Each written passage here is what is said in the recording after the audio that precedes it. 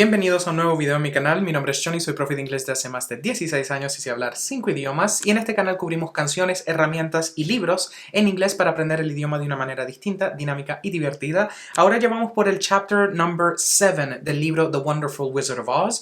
Si no han leído desde el inicio o no han escuchado este podcast o estos videos desde el inicio, les sugiero seguir la playlist que tengo en la descripción para que puedan empezar desde el capítulo 1, ya que vamos por el capítulo número 7, que se llama The Journey to the Great Oz. They were obliged to camp out that night under a large tree in the forest, for there were no houses near. The tree made a good thick covering to protect them from the dew, and the Tin Woodman chopped a great pile of wood with his axe, and Dorothy built a splendid fire that warmed her and made her feel less lonely. She and Toto ate the last of their bread, and now she did not know what they would do for breakfast. "If you wish," said the lion, "I will go into the forest and kill a deer for you. You can roast it by the fire, since your tastes are so peculiar that you prefer cooked food, and then you will have a very good breakfast." "Don't, please don't," begged the Tin Woodman. "I should certainly weep if you killed a poor deer, and then my jaws would rust again."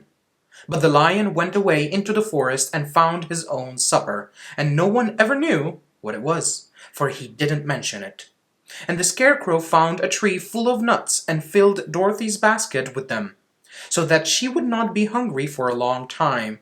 She thought this was very kind and thoughtful of the Scarecrow, but she laughed heartily at the awkward way in which the poor creature picked up the nuts. His padded hands were so clumsy and the nuts were so small that he dropped almost as many as he put in the basket.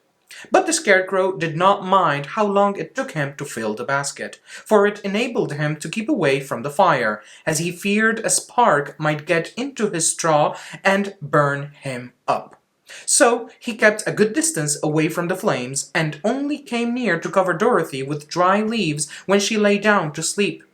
These kept her very snug and warm, and she slept soundly until morning.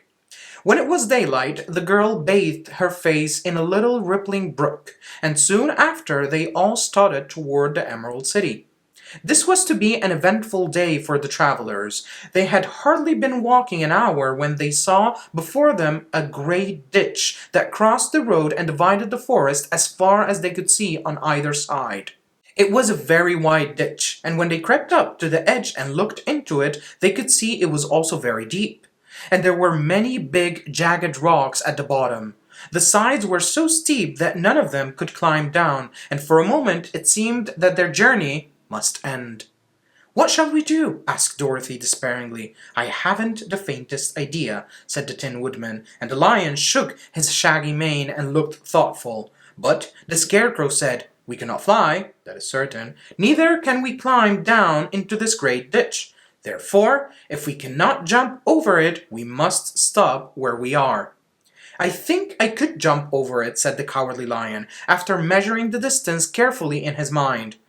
"Then we are all right," answered the Scarecrow, "for you can carry us all over on your back, one at a time." "Well, I'll try it," said the Lion. "Who will go first?" "I will," declared the Scarecrow, "for if you found that you could not jump over the gulf, Dorothy would be killed or the Tin Woodman badly dented on the rocks below. But if I am on your back, it will not matter so much, for the fall would not hurt me at all." "I am terribly afraid of falling myself," said the Cowardly Lion, "but I suppose there is nothing to do but try it. So, get on my back and we will make the attempt." The Scarecrow sat upon the lion's back, and the big beast walked to the edge of the gulf and crouched down. "Why don't you run and jump?" asked the Scarecrow. "Because that isn't the way we lions do these things," he replied. Then, giving a great spring, he shot through the air and landed safely on the other side. They were all greatly pleased to see how easily he did it. And after the Scarecrow had got down from his back, the lion sprang across the ditch again. Dorothy thought she would go next, so she took Toto in her arms and climbed on the lion's back, holding tightly to his mane with one hand. The next moment it seemed as if she were flying through the air, and then, before she had time to think about it, she was safe on the other side. The lion went back a third time and got the Tin Woodman, and then they all sat down for a few moments to give the beast a chance to rest, for his great leaps had made his breath short, and he panted like a big dog that has been running too long. They found the forest very thick on this side, and it looked dark and gloomy. After the lion had rested, they started along the road of yellow bricks, silently wondering, each in his own mind, if ever they would come to the end of the woods and reach the bright sunshine again.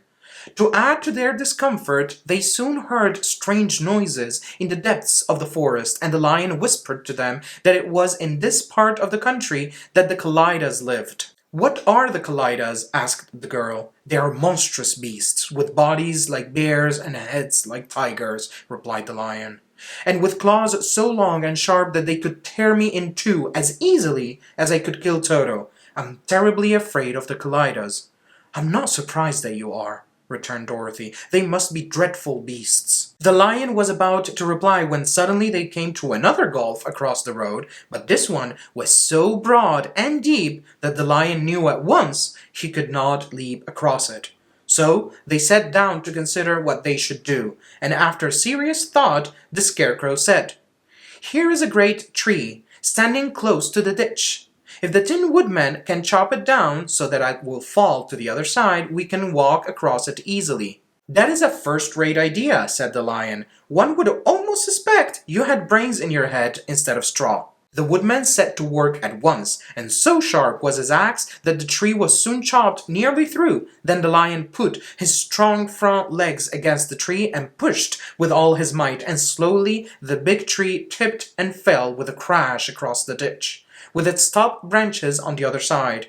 They had just started to cross this queer bridge when a sharp growl made them all look up, and to their horror they saw running toward them two great beasts with bodies like bears and heads like tigers. "They are the Kallidas," said the Cowardly Lion, beginning to tremble. "Quick!" cried the Scarecrow. "Let us cross over!" So Dorothy went first, holding Toto in her arms. The Tin Woodman followed, and the Scarecrow came next.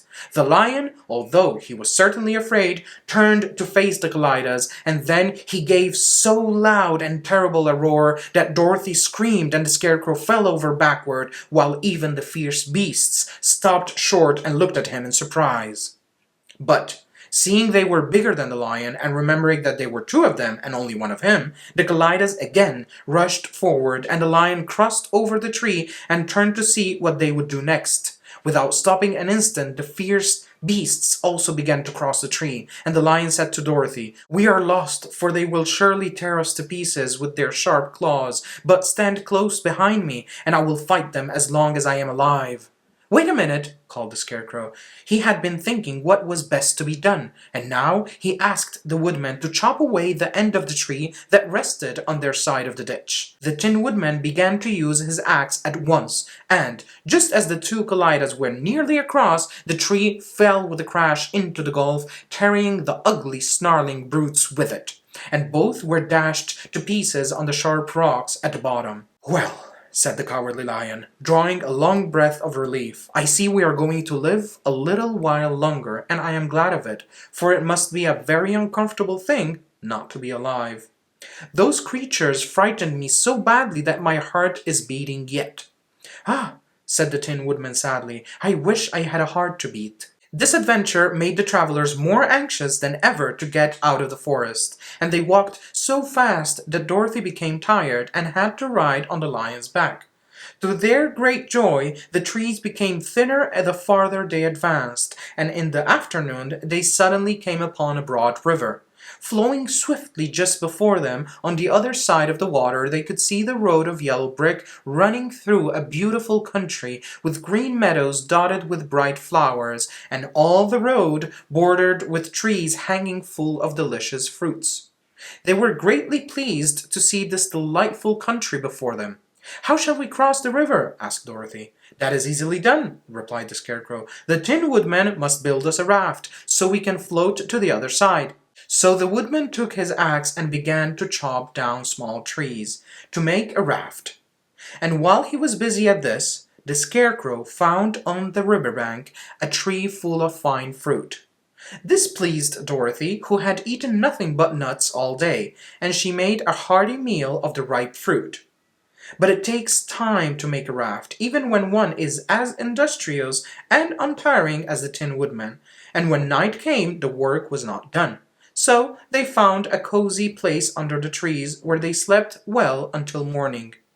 And Dorothy dreamed of the Emerald City, and of the good wizard Oz, who would soon send her back to her own home again. Y con eso terminamos el chapter 7 de este libro. Nos vemos en el próximo capítulo para cubrir chapter 8. Chao, chao.